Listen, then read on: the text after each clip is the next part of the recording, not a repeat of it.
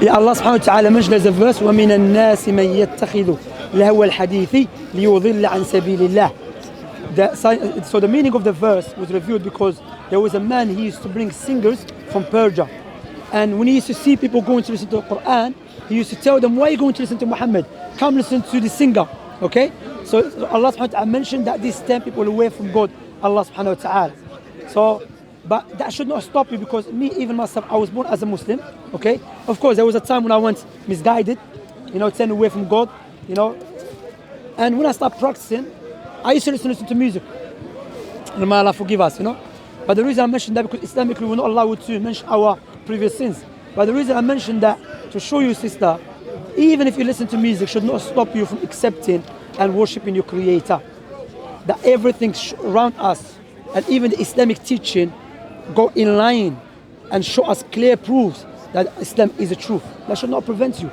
Because if you imagine the day of judgment, or imagine you die today, may Allah forbid, and you stand before your Creator, and He said, the reason I never accept you because of music. Do you think that would be a valid reason when you know that you should worship your Creator according to His teaching, not according to the way you're feeling? That would not be a valid reason. So do you think it's like I guess there's things on the earth that is a test for us, like alcohol, clubbing, music. Do you think the music's been created as a test for us? Yeah, it's a test, no doubt, yeah. As I told you, how music started, it's because mentioned, Adam had 2 sons. Okay? No, I don't think they were children of Adam, they were the children of Adam. So, these children of Adam, some of them they were righteous, and some of them they were evil. Satan came as a young person to those who were as evil people, when they were doing evil. And he started teaching them how to sing. That's how the music came about, So it goes back to shaitan, So of course music is a test. It's a test for me. Wallah, even me, there's some music I used to listen to. No problem. There's some music I used to listen to. When I'm walking past and I see people listening to it, I just put I'm scared. Because it's a fitna, a fitna means it's a trial for me. Understand? It's a test. But however, if you leave something for the sake of Allah, Allah will replace you with something better than it. And what is that? Which is something the best. Listen to the Quran. That's how I stopped listening to music. Because it is impossible that you listen to the Quran, the speech of Allah. And the Quran, about the music, regardless if it's a classic music or not, it gives you like a fake, when you listen to music, it's like you start, what is the word?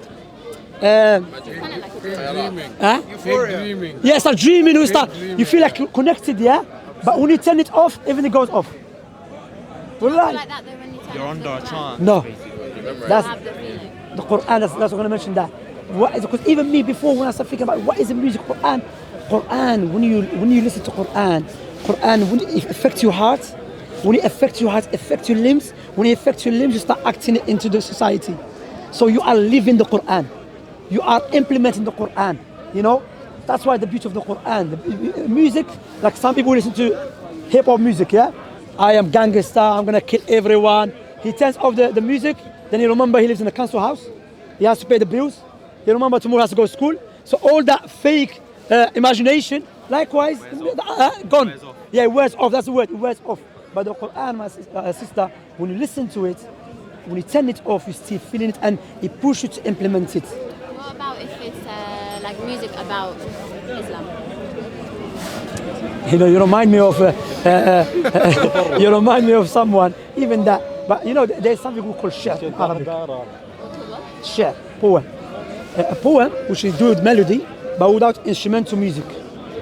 Because there's a hadith, Nabi Sallallahu Alaihi Wasallam. You can listen to this, Some people do it in English, There's like a poem, they do with a nice voice.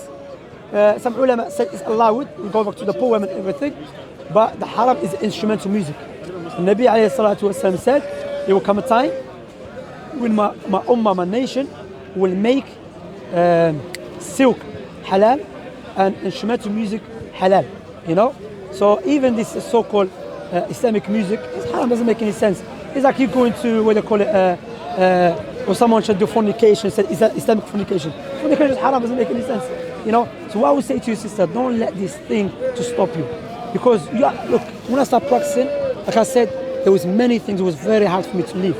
But I acknowledged, I said my own existence everything, me personally, and whatever is surrounding me, I'm created by Allah subhanahu wa ta'ala. Allah owns me.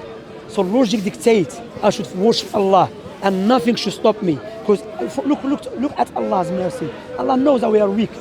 So even if you become Muslim and you listen to music, increase good deeds.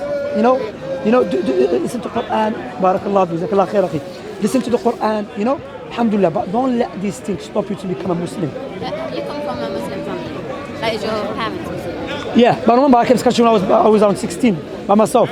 So I lived here by myself for a long time. Okay.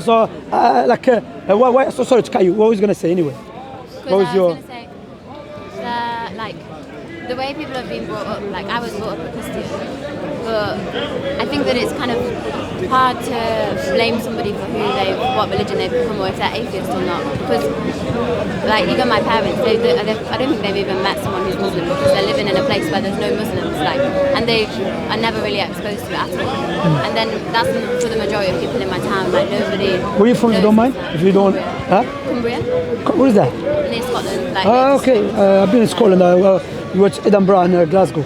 Yeah. Yeah. Ours is like, my town's like very small, majority Christian, but like for those people, a lot of them as well are atheists. Like, how are they ever going to be exposed to? Alhamdulillah, there's answer in the Quran for it.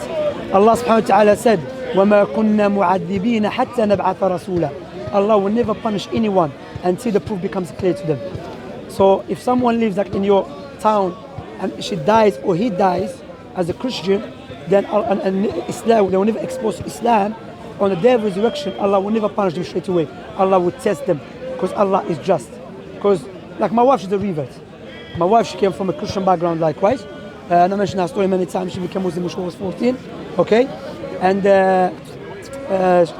same thing, she was not majority of her life, but she came to this country when she was 12 or something. She was in St. Lucia. And she didn't know about Islam, and she thought Islam was like, because that time she was not exposed to Islam. But alhamdulillah, when she was exposed to Islam, she said made sense to me, and she accepted Islam when she was 14. So alhamdulillah, Islam teach us, Islam is just, sister. Even if someone heard about Islam, but is insane, Allah will not judge him. Because one of the conditions for Allah to judge people, and Allah just said for himself, not we impose on Allah, Allah put it for himself, sanity. Because sanity gives you the ability to differentiate between right and wrong. If you don't have the sanity, if you are insane, you cannot do that. So that's why Prophet Muhammad ﷺ mentioned there's 3 types of people. The pen is being lifted up from them, meaning they will not be held accountable. One of them is an insane person. One of them is a young boy who has not reached the age of puberty. The other person who is sleeping. Imagine I'm sleeping and I insult Islam. Allah will not hold me accountable because I was not in my consciousness. You understand? So alhamdulillah, Allah is the most just. Like even my wife, she asked me about her father. Her father died, but no one explained Islam to him. I mean, before he died, I speak to him, but he went majnoon, he went crazy. And I said, alhamdulillah, make dua, pray to Allah he pass the test on the day of resurrection and you go to Jannah. Allah is the most just, subhanahu wa ta'ala. Do you think your prayers that you make now, for like, say example, you want to make a prayer for your wife's father, your prayers now in this day and age will affect his judgment on Judgment Day? Like your opinion of him, like your prayers to Allah? It depends if you're sincere. Allah subhanahu wa ta'ala answers supplications. But remember, Allah is there also. Allah knows about the person which you do not know. You understand? Like for example, I mentioned this thing here. I always pray to Allah. He gives me. Wallahi, alhamdulillah. But there's one thing I've been asking for the last maybe 15 years. I don't have it. This thing is really affecting my life. Alhamdulillah. Alhamdulillah, I'm happy. Alhamdulillah, If everyone says, Shamsi, one guy said to me, Shamsi, you have no problem in your life. But I know I'm looking at Allah gave me many things. If Allah's not giving me that thing, therefore it's not good for me. Even I'm thinking it's affecting my life, but Allah is the all-wise. So Allah subhanahu wa ta'ala, because as a human being, we judge actions or things based upon the appearance. You with me?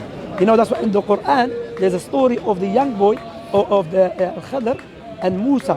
When Khadr, he was a prophet of Allah, who Allah gave him the knowledge of the inward things. And when you do an action, what it leads to. So he killed a young boy. Moses said to him, why are you killing a young boy who was an innocent person? I mean, all of us, if we see this man killing a young boy, You think, what is he doing?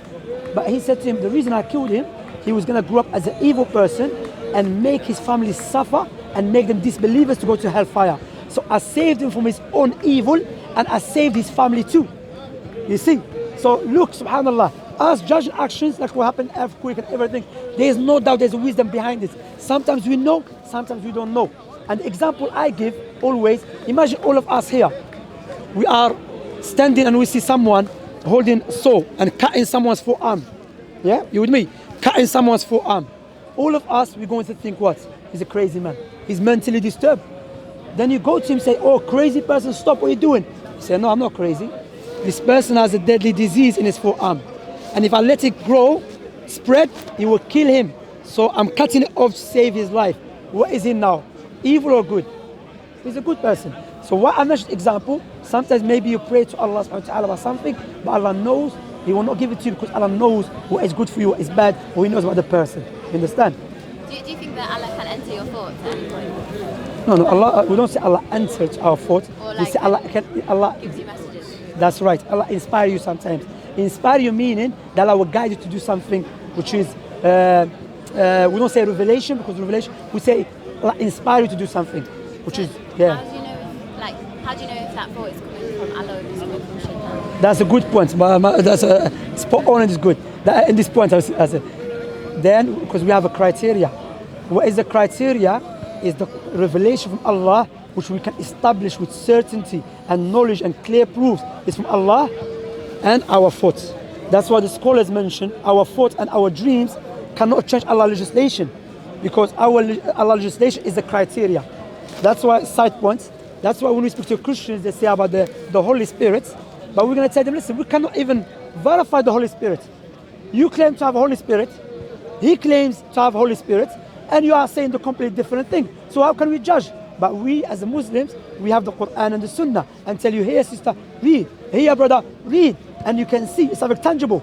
So if your thoughts tell you to do something evil, okay, then you go back to Quran and Sunnah. For example, imagine Satan said, I'm a prophet, he tells me I'm a prophet of God.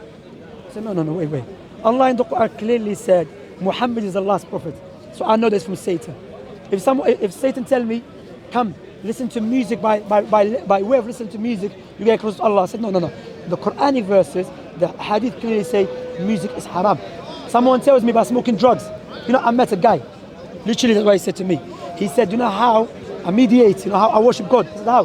He said, by smoking spliff. I said, look, doesn't mean because you feel good at that time, it makes it right. You understand?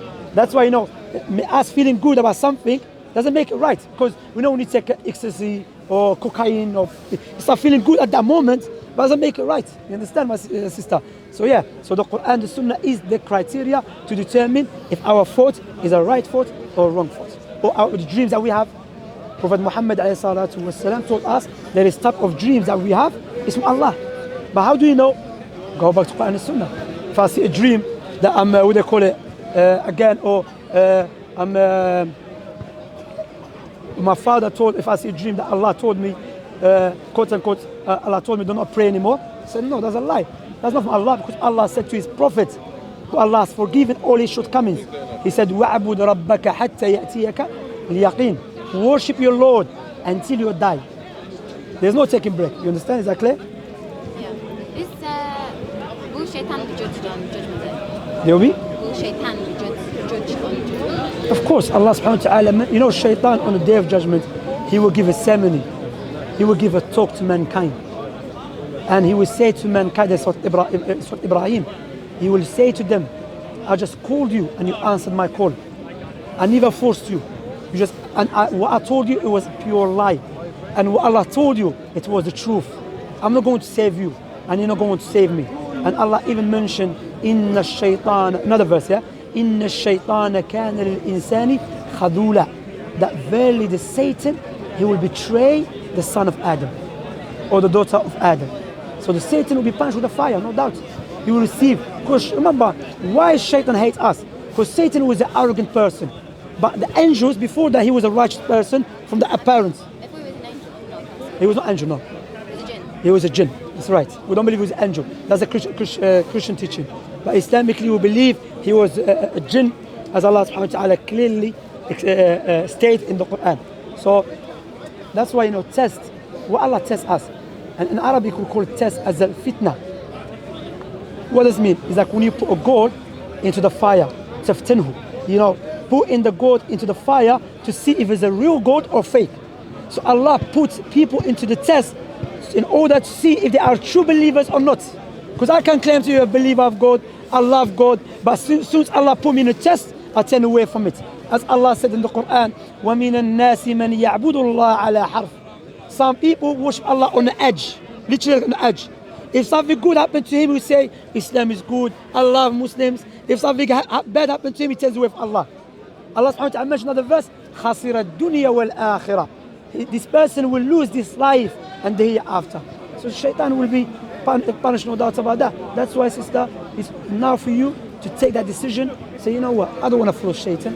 I want to follow Allah subhanahu wa ta'ala, I mean, like I said, no one knows when we're going to die. There's nothing guaranteed in this life except death. How many people left their houses and never come back? How many people won't sleep, they never wake up? That's what Allah said in the Quran, all mankind, everyone, prepare yourself for the day of resurrection. Allah said, يَوْمَ يَفِرُّ الْمَرْءُ مِنْ أَخِيهِ وَأُمِّهِ وَأَبِيهِ وَصَاحِبَتِهِ وَبَنِيهِ. On the day of resurrection, when the man will run away from his son, the mother will run away from her daughter, on that day everyone will say, myself, myself.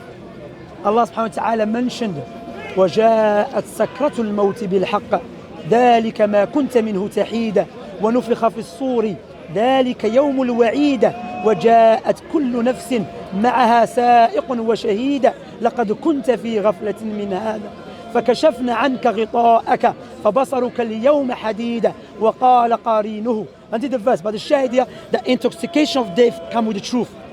When you're about to die, I'm not sure if you had a panic attack before, when you get confused, you don't know what's happening to you.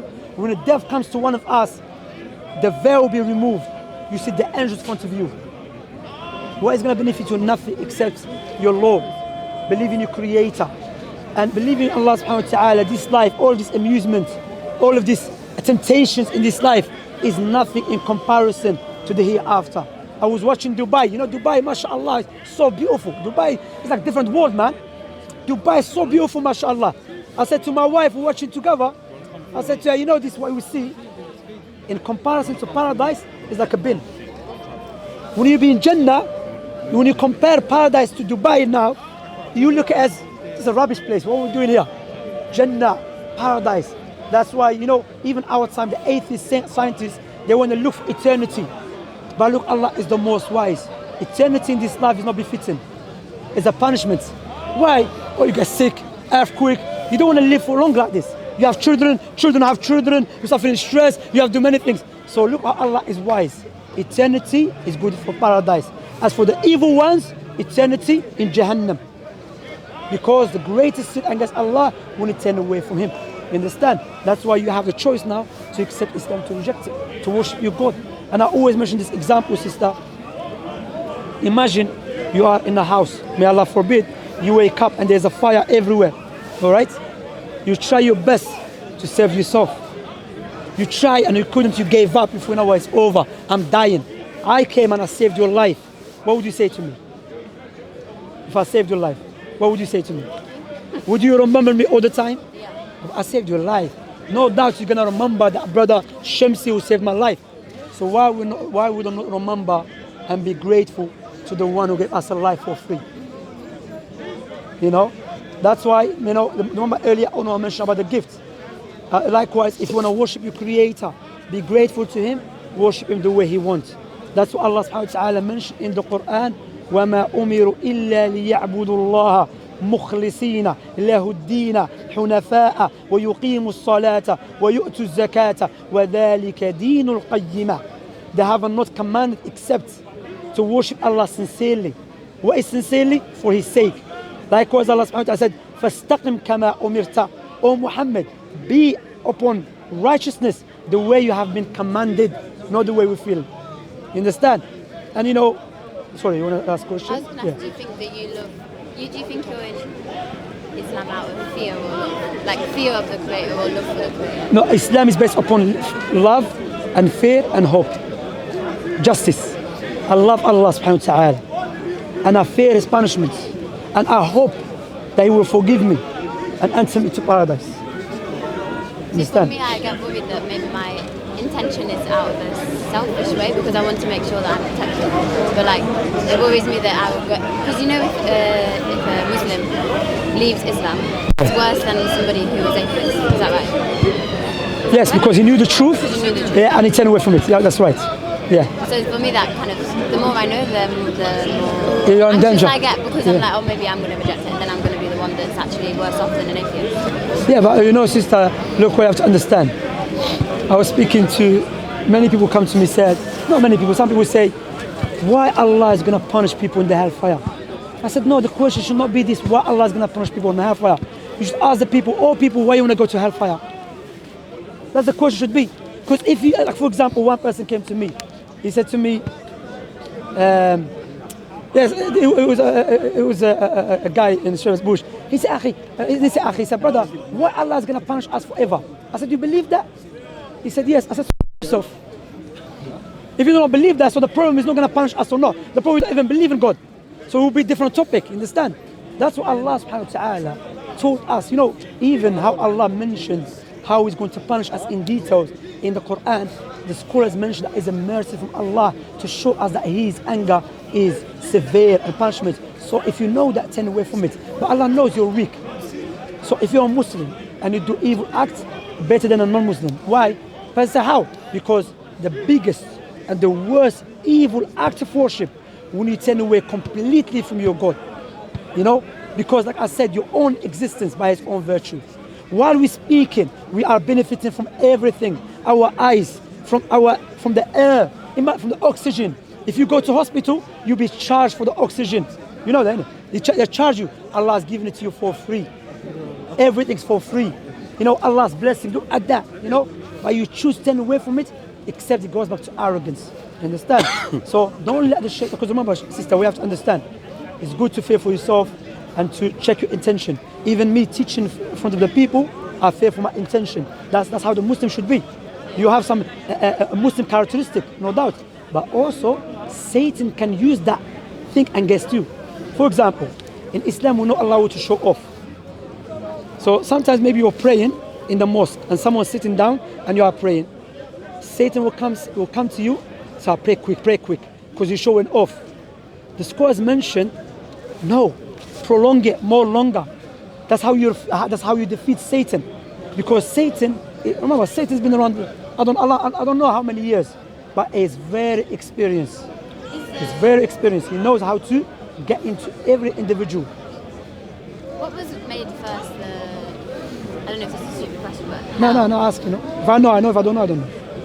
Was hell created first, or was hell created for Shaitan?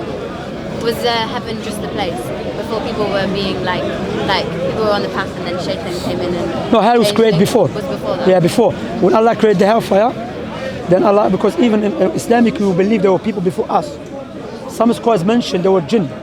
Remember in Surah Al-Baqarah, the angel said to to Allah, why are you going to create people that are going to cause mischief upon the earth?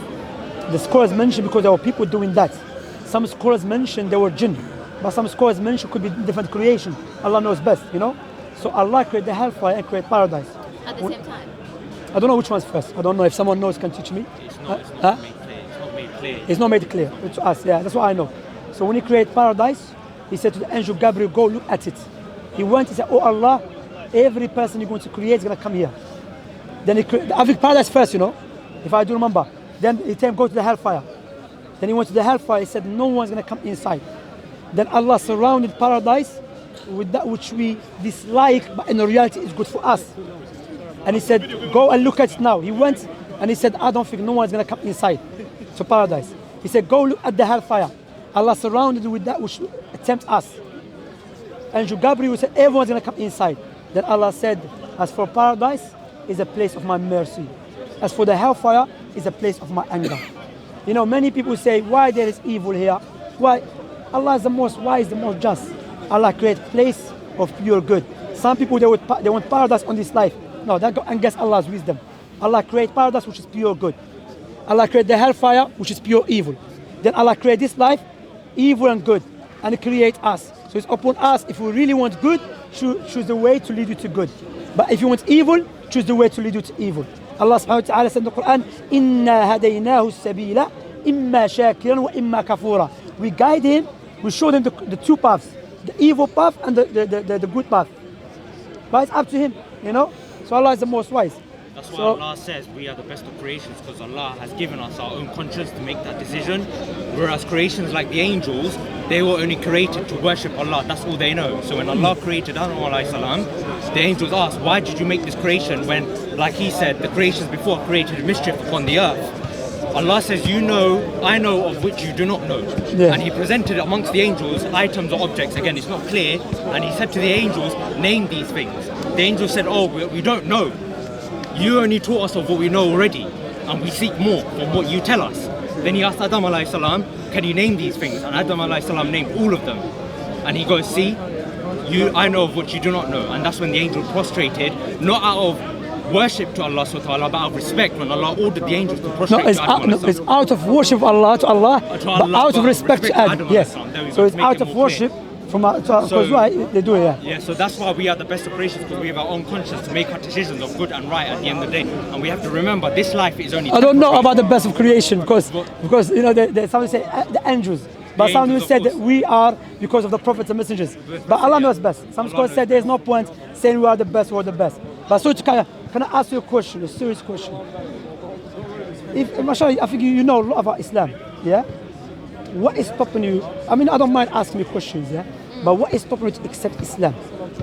What is the barrier that you think that if that is a valid reason for me to not accept Islam now? Because I want to accept now Islam.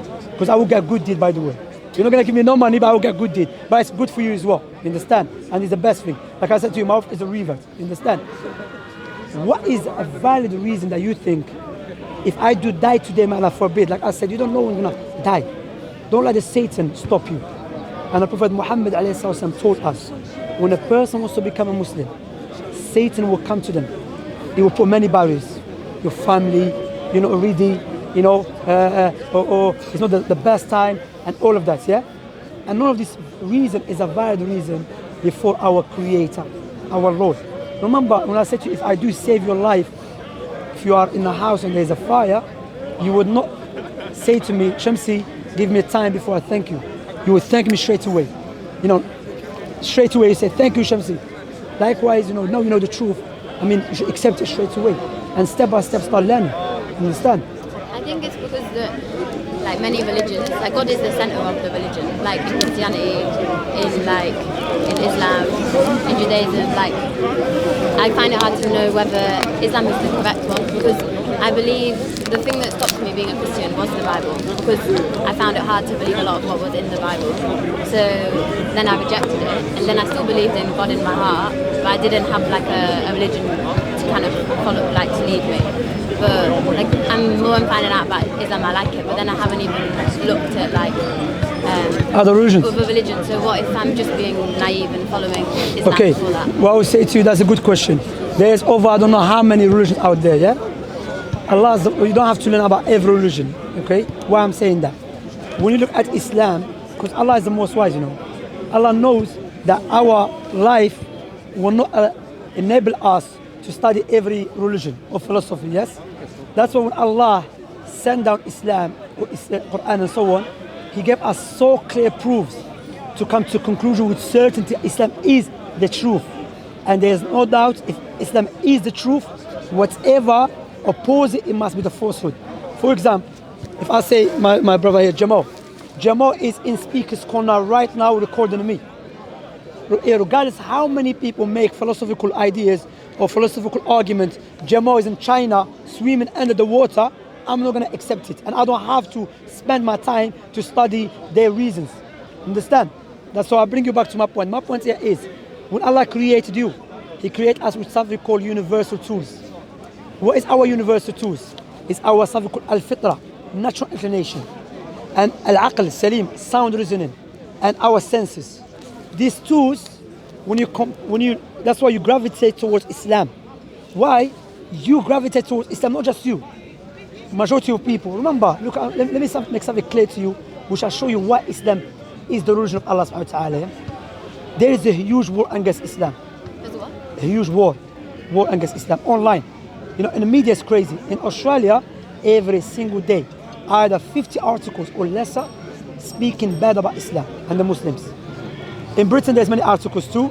In France, in Belgium, in Germany, in New York, in America. This is a huge war that has been waged against Islam. If it was waged against any religion or philosophy, that religion would die. There is no war against Christianity, and Christianity is dying. Likewise, Judaism. Judaism is a tribal god. Okay, it's a god that cares about the Israelites. The rest of the people, you just serve Israelites. Yeah, which doesn't make sense to any human being. Okay, so now when you look at Islam, even there's a huge war against Islam. The fastest growing religion on the face of the earth, and especially in the Western world, is Islam. Who's doing the job? We as Muslims, we have to speak the truth. We are weak in comparison with the weapons and the media that our opponents possess. However, Allah mentioned that in the Quran, sister. 1,400 years. هو الذي أرسل رسوله بالهدى ودين الحق ليظهره على الدين كله. It is Allah who sent He's a prophet with Islam in order for Islam to prevail all other religions, even if the disbelievers dislike it. So how, especially women, they found that in America, in Britain, America and Germany and France, majority of reverts are women. And of course they say women oppress, Islam oppress women. So I'm saying that me myself, when I observe that with my own eyes, and I look back to the Quran, is a prophecy, that's unbelievable. Look at the war against Islam. And Islam is spreading, people accepted Islam. You know, even now, like I said, influencers online, famous people inclined towards Islam. Because sister, the war that is happening now against human nature, for Islam's side, which when I say human nature inclines towards Islam. Islam goes in line with our human nature. That's why they were fighting a war against Islam, because they have noticed the only religion that is standing firm and is not backing down and is fighting back is Islam against the evil ones. That's what increased my faith to say Islam is the truth. That's one of them. But I will give you something which will give you certainty. Pay attention to this, yeah? I'm sorry for taking your time, by the way. No, I Yeah. came here. So. Thank you very much for giving me your time. So Islam came to preserve 5 things. Yeah? Islam came to preserve 5 things. Islam came to preserve religion. What does that mean? It means in Islam, we're not allowed to pray to anything beside Allah. Even we're not allowed to pray to Prophet Muhammad. We're not allowed to be atheist, agnostic, polytheist, none of that. And I will tell you the reason, the outcome of not believing in the true religion. So Islam, we have to preserve Islam. Secondly, Islam, so the outcome of preserving Islam and worshiping the true God, you start preserving your intellect. That's why in Islam, anything that harms the intellect is forbidden. Drugs, alcohol is forbidden. It's coffee, because coffee also affects it. We'll come to that. We'll come to it here. I'll come to coffee. I'm Algerian, you know, we love coffee. You know, you can't tell me about coffee, yeah? Please. I drank too today, so. Yeah, see, we love coffee in Algeria. I think if you stop Algerian man, a coffee comes out, not blood. They drink too much coffee. They are strong. My mother, I remember, strong coffee, black, strong, you know. No sugar. Like, you know, subhanAllah. She cleaned the whole area. You give her power, mashallah. So, Islam, so anything that harms intellect is forbidden. Thirdly, Islam came to preserve wealth. That's why gambling and interest is forbidden. Fourthly, Islam came to preserve Islam came to preserve lineage and families. That's why fornication, adultery is forbidden. Lastly, Islam came to preserve life. That's why anything harms our body, our life is forbidden. Killing innocent people is forbidden. Committing suicide is forbidden. So look at when you worship the true God. The outcome of that, you have a good society.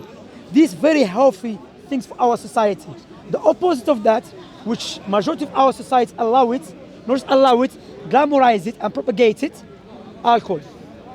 Destroy us individually and collectively. Gambling, likewise. Interest, make the rich richer, poor poorer, is a slavery. Likewise, fornication, adultery, destroy families. Likewise, what is it? And these evil things goes back to what? To not worship in the true God.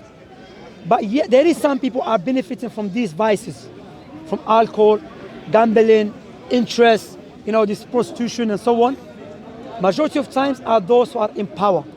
And when I say those who are in power, it's not necessarily I'm speaking about the politicians. No, those who are behind. Those in power charging, big companies, bankers and so on. They are making money from it. So they look at Islam as a threat for their business. Even though they know Islam is coming with the legislation that is good for us individually and collectively. But because they are evil, they don't care about humans, they care about money. So what they're gonna do, because they have lots of money, they're gonna utilize the media to make us look bad, to make Islam look bad, even though I've just broken it down that Islam is good for us individually and collectively. So the question you ask yourself, how this man, Prophet Muhammad, who existed 1,400 years ago, who couldn't read and write, he came from the middle of desert Mecca at that time. There was no civilization around him, He came with a perfect way of life. On the other hand, we have these politicians, sociologists, scientists, studied in the best universities around the world, yet they cannot resolve the problems we are facing. Because Prophet Muhammad, his religion that he came with his 5 universal necessities that come to preserve, came from the Almighty Creator, who wants good for you and for me and for everyone. When Allah legislates something, there's no evil desires involved. There's no bias involved. But when the humans legislate something, there's evil desires. I'll give you an example of that. I can go to a shop next to a shop off license. I can sell drugs. Yeah? The police will come arrest me. Yeah? They will not arrest the shopkeeper. Even though what I'm selling, it causes the same, what the shopkeeper in the off license is selling alcohol, it causes the same harm that I'm selling, the drugs cause. Likewise, majority of crimes is being carried out because of alcohol. So why I'm gonna get arrested and a shopkeeper who's causing the same harm is not getting arrested? Because from alcohol, they're making a lot of money. There's high taxes. You see, that's why when you do not follow God, you contradict yourself. That's why the Islamic Sharia, let me clarify something. When we say Sharia, I'm not talking about these Muslim ignorant ones who say we come in here, take over the country and force everyone to do this or that. That's not Islamic teaching, by the way. That is a lie which the media propagates. Islamic Sharia, take care of Sharia law. Sharia. You don't say Sharia law because Sharia is a law. Sharia is a divine law. Okay. Yeah. What is exactly in that law? In that law, take care of your parents, take care of your neighbors, worshiping Allah. The most important one, worship your Creator according to His teaching. Likewise, take care of the environment. Likewise, have punishment for the evil ones, for the criminals. That's why, out of experience, sister, those who have problem with the capital punishment that Islam came with, sometimes they are ignorant about Islam, or they themselves are criminals. For example, if someone murders someone here, do you know when you put him in prison? I mentioned that a long time. May Allah forgive me. I want prison in this country. This prison here is Holiday Inn. I'm not glamorizing here. Don't go prison, okay? But literally, it's Holiday Inn. I remember when I was in streets, I used to eat once a day. There 3 times a day. You have television.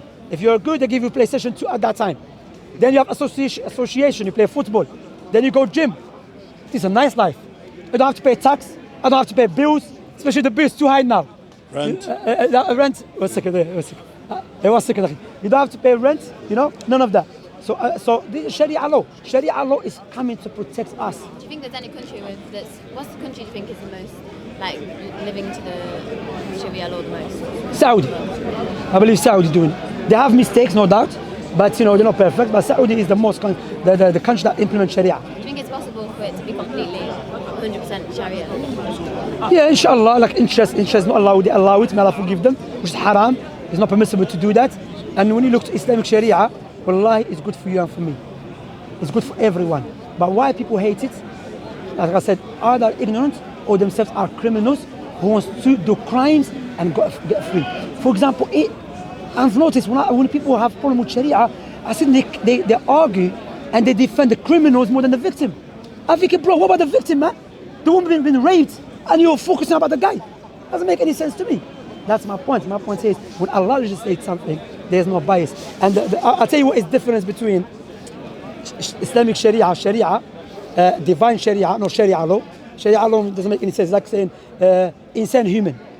Insan is Arabic term for human being. You know, so divine Sharia, the example Anurja give is like treating yourself with a natural remedy, or because natural remedy what it does, it treats you from the roots. You know, when you go to someone naturalist, he will tell you, look, let me see what you're eating, what is your diet, and so on. When you go to a GP, he give you what? Paracetamol. What is the painkiller do? Painkiller does not deal with the roots, with the problem from the roots. What it does, just maintain your or manage your symptoms or covers it up. But the Islamic Sharia deals with the roots problems. That's why we have something called Saddu Babu Dara'i'. What evil leads to evil is evil. So if I know by me bringing the singers here to this country and paying them money to glamorize killing and being a gangster and disrespecting women and so on, I say, wait. This is going to create a generation who start disrespecting their sisters and a woman. So I'm going to stop that. No, I give them money and glamorize them. Then I said, yeah, you make your own choice. No, I care about the people because sometimes people cannot make up, especially when they're in drugs and so on. You understand? So my point to bring you back, when you look to Islamic Sharia, when you look to the prophecy that Prophet Muhammad said, it gives us solid proof why Islam is the truth. And when it is the truth, whatever God against is falsehood. Christianity, it doesn't make any sense. God became a man, then God died for your sins, but God created you with the sin. The Bible, the Old Testament, God told the Israelites to kill children because something happened 500 years ago. That is haram in Islam. Allah said, لا تزر وازرة وزر أخرى. Likewise, King Herod. huh? The King Herod. No, it's in Samuel, Saul. Yes, Samuel. Likewise, God regrets. Even the prophets, who are our best example, the role model to follow, they are worse than Stalin. You know Stalin? Stalin, Mao, what's his name? Hitler and so on. So the point here is that when you look to subhanallah, to Islamic teaching and what Prophet Muhammad came with and so on, subhanallah is a perfect way of life. And you look to Hinduism, they don't even believe in God, it's a philosophy. You know, but Islamic is good for you intellectually, spiritually, physically, socially, which is everything's connected. Allah subhanahu wa ta'ala, when He creates, Islam is not just for you, sister, or for me to be inside the mosque. No, Islam for the government to implement it. You know, to implement Islam, and the outcome of implementing Islam looks at the crime rate in Saudi and the Muslim countries and compare it to the Western world, which we call civilized country. I don't know what I want to understand. What does it mean civilized? Is to have a clean road? That's something good. But if you have a clean road and a man is sleeping with the animal, just crazy stuff happening, you know, that's not a civilization. That's why Islam came to take people from true darkness into the true light, and from true backwardness into the true civilization. And there's many prophecies I can give you now to show you what Islam is the truth and why Muhammad, the messenger of Allah, is a true messenger of Allah. I can give you 2 incidents to show you Muhammad is not a liar. Okay?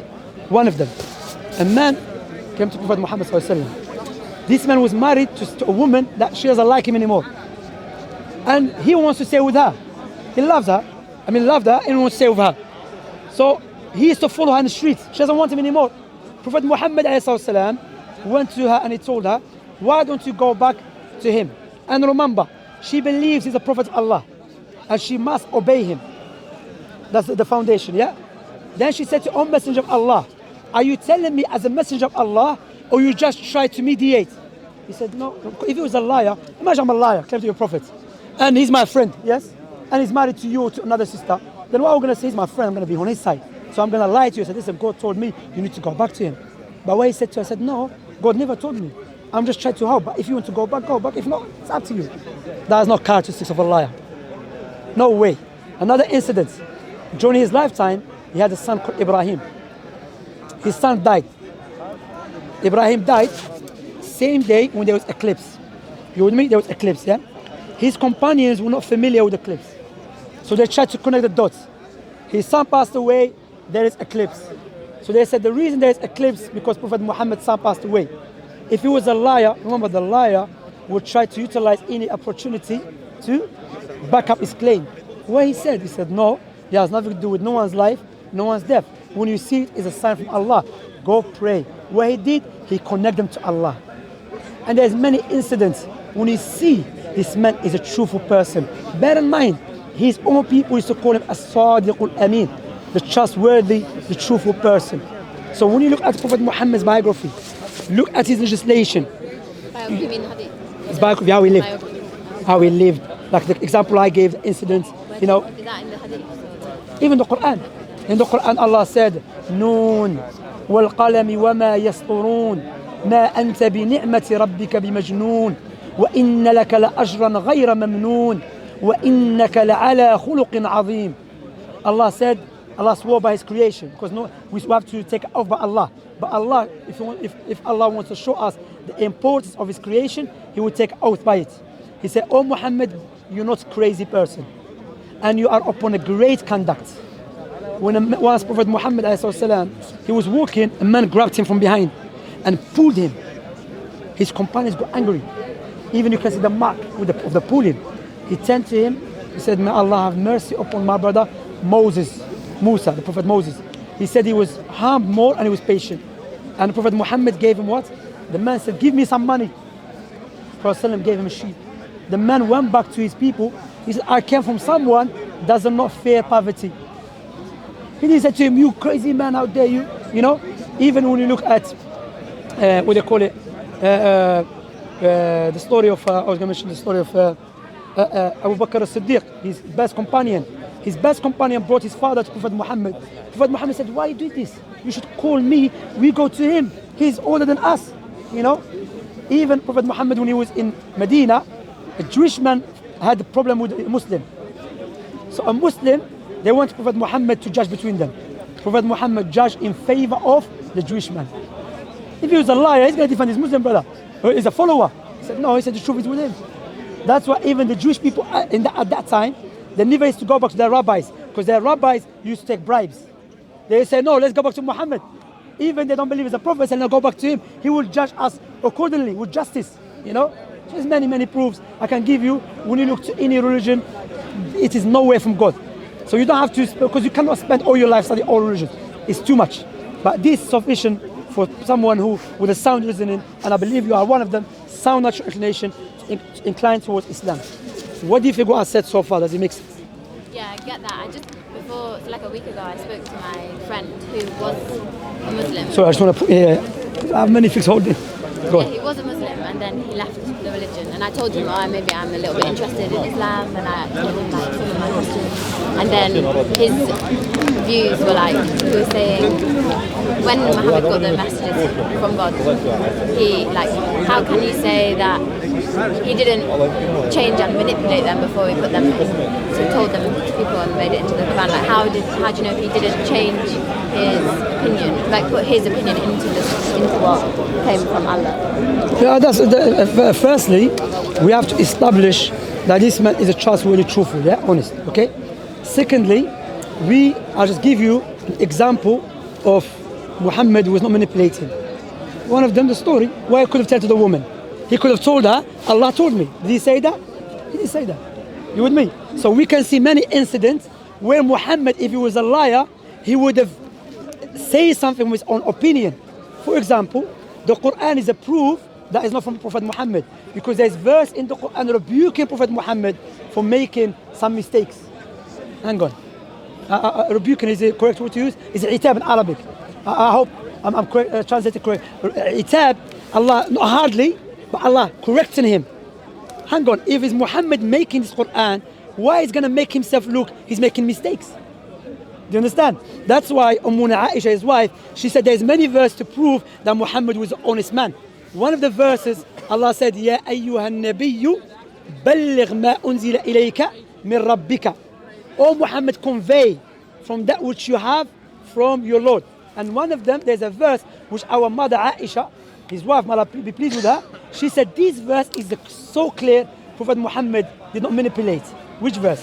Prophet Muhammad, there was a woman, he had a son called Usama, Afwan, Zayd ibn al-Harith. Afwan means sorry, okay, in Arabic. Yeah, you know it, okay. Zayd ibn al-Haritha. He was married to a woman called Zaynab bint Jahsh. Zayd ibn al-Haritha, he was his stepson before Islam. Adopted son. Islam came to remove this, take care of the orphans, treat them nice, but they're not your son. they have their own parents. So Zayd ibn Haritha, and by the way, to mention another story, Zayd ibn Haritha, when his parents came to look for him, when they found that he's in Mecca, they came to him, they said to him, "We are your parents, let's come, go on." He said, no. He said, "What I saw from this man, I will never exchange him with no one." They said, "Zayd, how dare you? We are your parents, your family." He said, no, I'm not going to leave this man. He's truthful and trustworthy.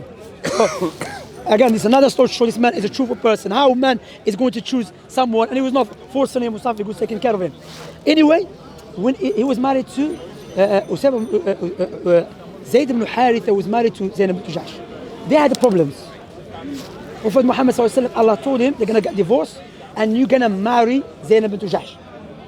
But at that time, from the Arab pagans teaching, which has nothing to do from God, that you're not allowed to get married to the ex-wife of your adopted son. But Allah removed, he's not his son. Yes? So even Prophet Muhammad was finding it very hard to deal with it. Allah revealed the verse that Prophet Muhammad is hesitating to mention it. Wait. If I'm a liar, because we have to understand, there's no one worse in lying than someone claiming to be a prophet of God, you know. Regardless how much you lie, if you claim to be a prophet of God, you are the worst liar. Because you are saying do this because God told me. How do you know that? Because I know you believe that when Jesus comes back to earth, that's the day. Is that from the size of the hour? Yeah. So what if somebody comes out to you and is like, "I'm Jesus"? That's a good point, but we have criteria. In the Quran, in the Sunnah, the criteria is Jesus will come from Syria, will be descending. He will see descending with the angels holding him. Also, he has a curly hair, okay, and his hair is like just have ablution, okay, and there's many what they call it, many signs before that. So we have ablution wudu. It's like he just had the water. You understand? So Allah, so there is. That's why you don't get it wrong. You know, there's people claim to be Jesus before. Yeah. But remember, Allah exposed them. And one of them, he was in the time of the Khilafah al-Islamiyah. He claimed to be Jesus. So they took him to the leader. The leader said, "I'm going to kill you." He said, "No, I'm joking, I'm not Jesus." He changed, you know. So Jesus, when he comes, there's before Mahdi comes. So there's many signs, you know. Even some people claim to Mahdi. Huh? No, Mahdi. No, Mahdi before. No. Yeah, that's what I said. All right. That's Mahdi before. Yeah. So what I was saying, so there is, alhamdulillah, and Allah exposed them. Because remember, look, something I was going to mention to establish, Allah is the most wise, you know. The most wise will never leave us with confusion.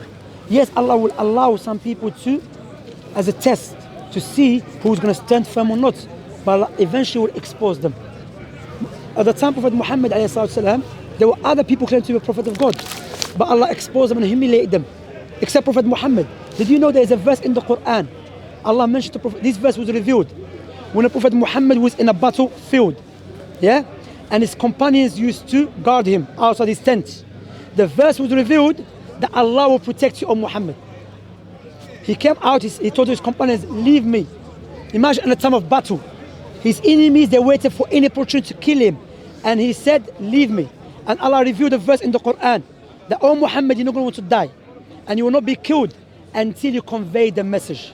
When this verse was revealed, and Allah will protect you. When this verse was revealed, Prophet Muhammad was not hiding in the fortress.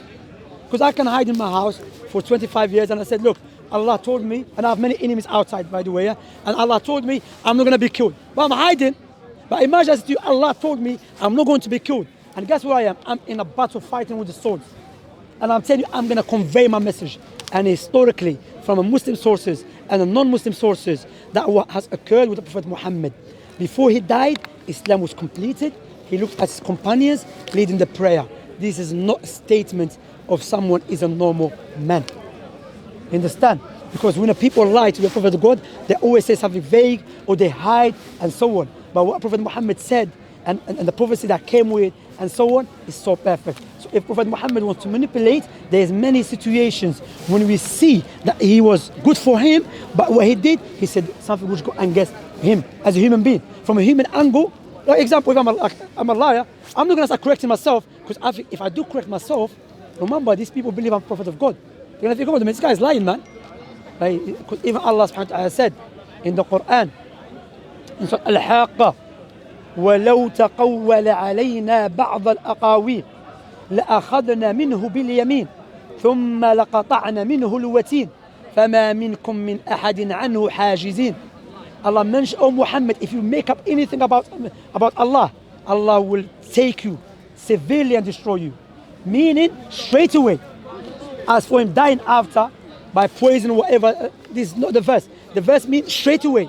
But the fact that Prophet and Prophet Muhammad said, Islam will spread east, far west. Historically, Islam spread all the way to China and all the way to Andalusia, Spain, even now America and so on. Again, you know, that's why as a Muslim, we don't believe Islam is the truth because I had a dream. In my house, I was sleeping. I said, sister, I believe Islam is the truth. Why, Shamsi, brother Shamsi? Because I had a dream, Prophet Muhammad came to me. Or one day I was in prison, you know, I saw Jesus or Muhammad. No, we don't work like that. Alhamdulillah. This personal experience, okay? But Islam is based upon universal proofs, which you and I and all of us here, we can analyze and come to conclusion that must be the truth. Anyone with a sound reasoning inclined toward it. So what this person said, the biography of Prophet Muhammad and the Quran refute him. About Prophet manipulating or adding, no. You can see clearly. Even there is a verse, Allah said, عَبَسَ وَتَوَلَّى أَنْ جَاءَهُ الْأَعْمَى وَمَا يُدْرِيكَ لَعَلَّهُ يَزَّكَّى أَوْ يَذَّكَّرُ فَتَنْفَعَهُ الذِّكْرَى أَمَّا مَنِ اسْتَغْنَى فَأَنْتَ لَهُ تَصَدَّى وَمَا عَلَيْكَ أَلَّا يَزَّكَّى وَأَمَّا مَنْ جَاءَكَ يَسْعَى وَهُوَ يَخْشَى فَأَنْتَ عَنْهُ تَلَهَّى كَلَّا إِنَّهَا تَذْكِرَةٌ. Until the end of the verses. Allah said about a man, so what happened? A man came to Prophet Muhammad who was a blind man. His companion. Prophet Muhammad was busy preaching to the Arab pagans, to the head, to the leaders. So he came to him and he wanted to ask him. Prophet Muhammad was like, wait, you know, because his follower, I'm busy with them. Allah sent the verses correcting. And Prophet Muhammad said, you should not do that. Those guys are not going to listen to you. They are stubborn. But focus on those who are seeking the truth. If he's a liar, why is he going to mention this verse? He's going to hide it or going to change it. He didn't. So that's why one of our scholars, there's two of them, Ibn Hazm al-Zahiri, may Allah have mercy upon him, and Ibn Taymiyyah al-Harrani, may Allah have mercy upon him. He said, anyone study the biography and the history of Prophet Muhammad with sincerity, he will come to the conclusion, this man must be the Prophet of the Most High. Make sense? Alhamdulillah. So become Muslim, accept Islam, truth. One more thing. Okay, one more thing, accept Islam. And then I'll Okay, no, let's go, accept. Yeah, we're going to come, brother. Yeah, Alhamdulillah. All right, go on. The thing about the 92 virgin girls, I don't like it. 92-ish? 92 virgin. No, we have not 92 mobile, T-Mobile. There's no Virgin, T-Mobile. I'm joking. You didn't get it. There's Virgin and T-Mobile. Yeah. No. We don't, 72 Virgin, by the way. There's no hadith. It's not true. 72 Virgin of the martyr. Someone dies and he got 72 Virgin. Yes, yeah. There's no hadith about that. Really? That's not. Yeah, it's not. And firstly, Where's that come from then? that's I know this. You hear it from what's his name? You hear it from Idio. What's his name? Idio. Tommy Robinson. True. Everyone talks about it. Sister, everyone said many things. That's not our, remember the criteria. Even in the Quran, Allah mentioned majority of people like to follow desires. So majority is not a criteria. So that's come from what? Just people talking? No, I'm not saying this. There is a weak narration or an authentic narration about it. Yes. So, and remember, even Allah, you know, in the Quran, what is for the woman in paradise, what the eyes never seen, and the heart never heard, thought of, and the ears never heard of. The scholars of Islam mentioned, how come in the Quran, Allah never mentioned in details what the woman is going to have in paradise? He said because a woman naturally, from her nature, to be shy. You understand?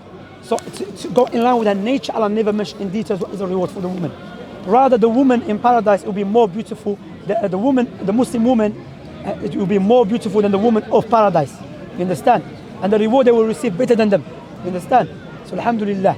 So this stuff, people just say 72 virgin, it's 72 mobiles, man. It's just it's a nonsense.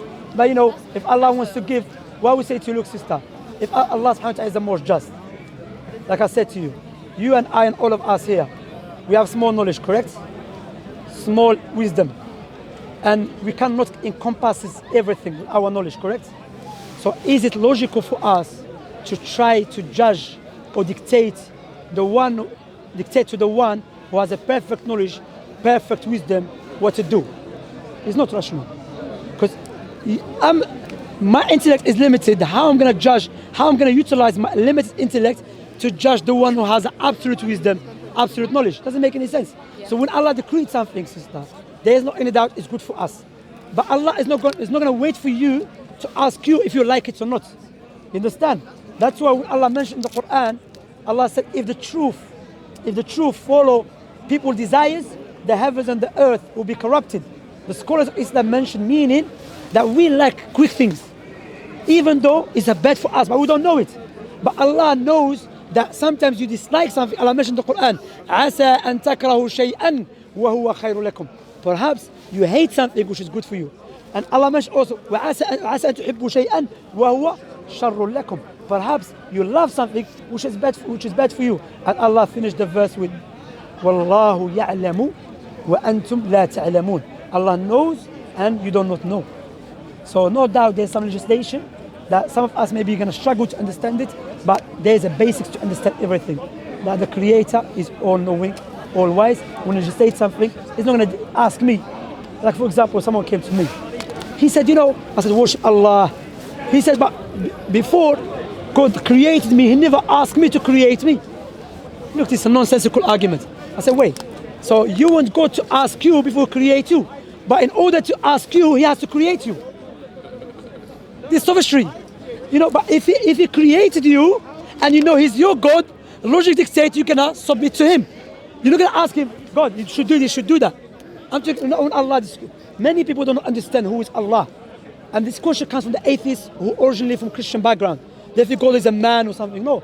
Allah is Al-Aziz, the Almighty. Al-Jabbar, the Compeller. Al-Rahman, the most beneficent. Al-Qawi, the most strongest.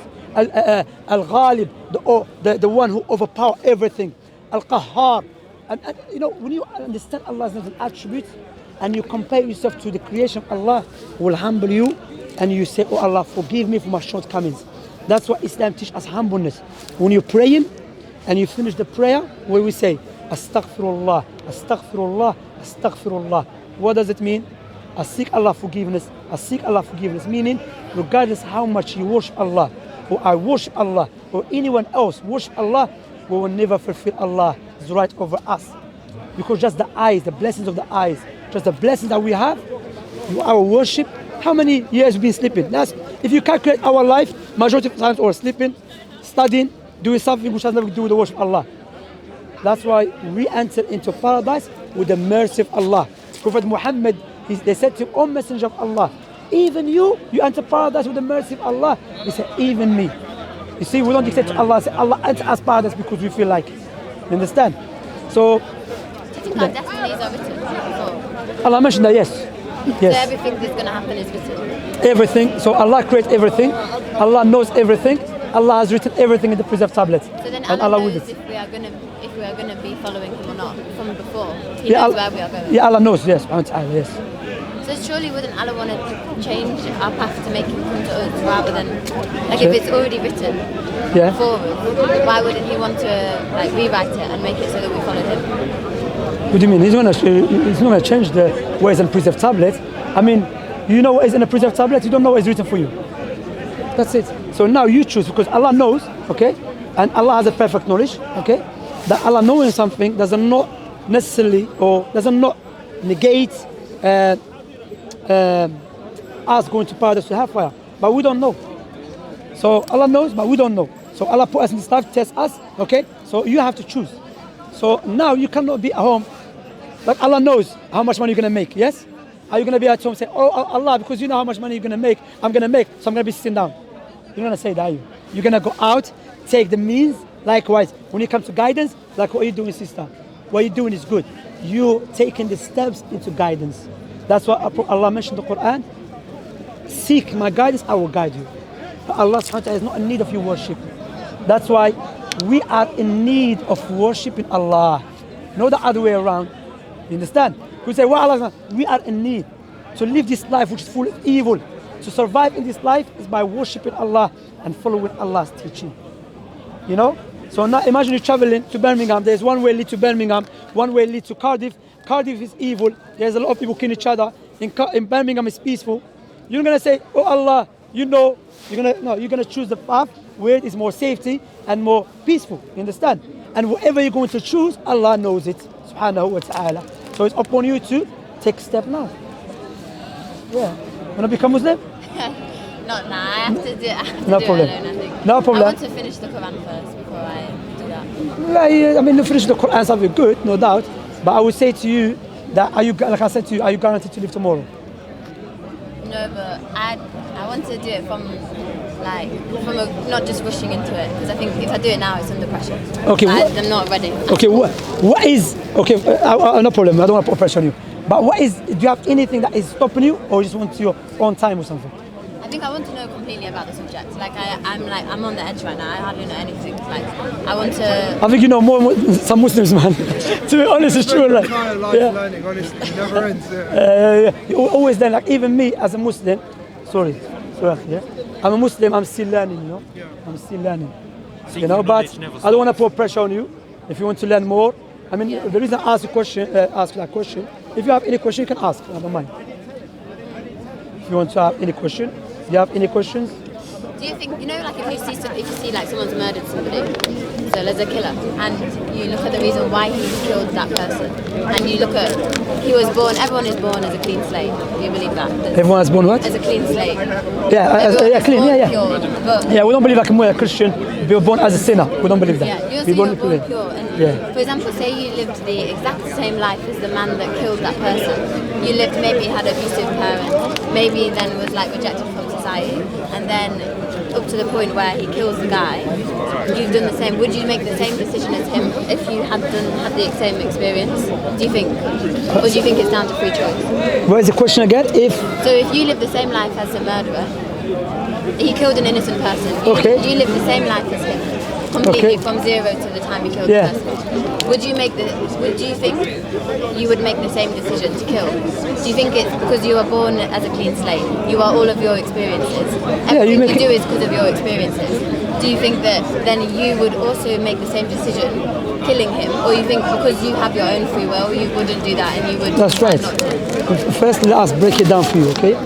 There's a factors in Islam because like I said, Islam is upon justice. Yes, there are certain things that Islam take into consideration about the person. Okay, so if a person was raised up in society when he was abused, that's harmed and psychologically that affect him mentally, did affect him, then Allah subhanahu wa ta'ala is the most just, But if the person, because I came from Algeria, I saw people getting killed in front of me. I lived in a time when there was civil war in Algeria. I was 13 selling in the market. Like today, I remember it was Thursday evening. My cousin was next to me. There was a guy, it was a police officer. Two people came, parked the car, came out, shot him in the head. When I was 12, all right? I started carrying a knife when I was 9. Carrying 9, back home. We carry knives and so on, yeah? But I never thought in my life that is okay. Because there's something called al-fitra within us, natural inclination, that teach us within you, tell you what you're doing is evil, So Allah subhanahu wa ta'ala is the most just. If the person becomes psychologically not well, do you remember the hadith I told you, Prophet Muhammad's statement? The pen has been lifted, the pen has been lifted up from 3 types of people. One of them is someone who is insane, But if the person is not affected emotionally, that doesn't not allow him to go kill innocent people. But if that happened, then there's a narration.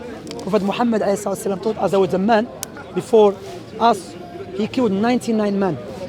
He killed 99 men. And you know the story. He thought, you know what, it's too much, I need to stop. He wanted to a worshipper. And this hadith, or this story, there's many benefits we can learn. That when you want to ask question, you don't go to a worshipper, he has to be a scholar as well, someone of knowledge. The worshipper said, there's no way, there's no hope for you, man. You killed 99 men, bro. There's no hope. He killed him 100. Then he regretted. He went to a scholar. He said, there is nothing between you and repent to Allah. He said, however, don't stay in this society. This society is evil. Go to the other village. On his way there, he died.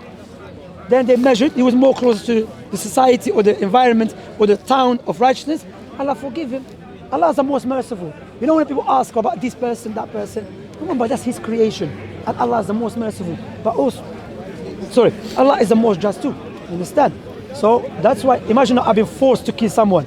You know, if someone force, I don't know about forcing because you can, but imagine someone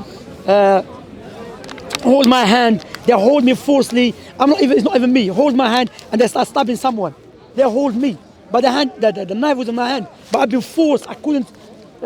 You know, Allah will not hold you accountable for it. Allah will not hold you accountable. Like now, imagine, you know, the people that they walk sleeping, you know, and they do something while they're sleeping. The parents be lifted from them because why? They're not there. So Allah is the most just, you know. Well, sometimes we think about people, Allah is the most just. That's what Allah, when He clarify the truth, when it's clear. You know? Like not even, for example, if I drink alcohol, but I didn't know it was haram in Islam, Allah will not hold me accountable. Yeah, Allah is the most just. What was the thing you were going to say about coffee? Okay. Not just coffee. In Islam, anything that harms the body, yeah, that is forbidden. Okay? Oh, it's a lot then. Fast food. For example, for example, once, we were young back home, yeah, we had a bottle of water, like 2 liters, me and my friend. Water is halal to drink water, correct? But me and my friend said,